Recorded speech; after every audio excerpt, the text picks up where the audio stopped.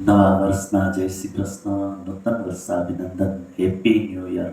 નવા વર્ષની પ્રભાતની સૌથી પહેલી કિરણ આપણા સૌના જીવનની અંદર સુખ, શાંતિ, સમૃદ્ધિ અને સંપત્તિનો વધારો કરે, સૌ સુખી રહે, સૌ નિરોગી રહે એવી પરમાત્મા પાસે આપણે શુભકામના કરીએ.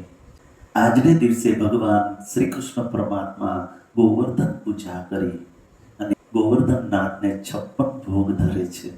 એ પરંપરા હજી વયા આવે છે અને એ પરંપરા અનુસાર મંદિરમાં ઠાકુરજીને હવેલીમાં 56 ભોગ લાગે છે.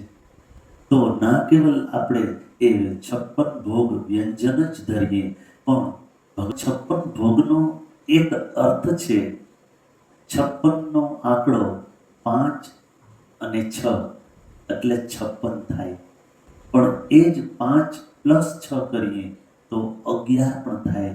તો 5 જ્ઞાનેન્દ્રિય, 5 કર્મેન્દ્રિય અને 11મું મન, આ પણ આપણે ભગવાનના ચરણમાં સમર્પિત કરીએ.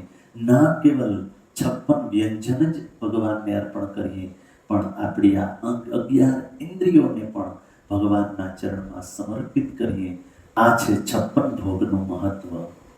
ભગવાન શ્રી હરિના દિવ્ય ચરણની અંદર પાછી પણ પ્રાર્થના: સર્વત્ર સુખિના સંતુ, સર્વે સંતુ નિરામયા, સર્વે ભદ્રાણી પશ્યંતુ, મા કશ્ચિત દુઃખ ભાગ ભવે. સર્વે સુખી થાય, સર્વે નિરોગી રહે, સર્વે સુખ સમૃદ્ધિ અને સંપત્તિ પ્રાપ્ત થાય.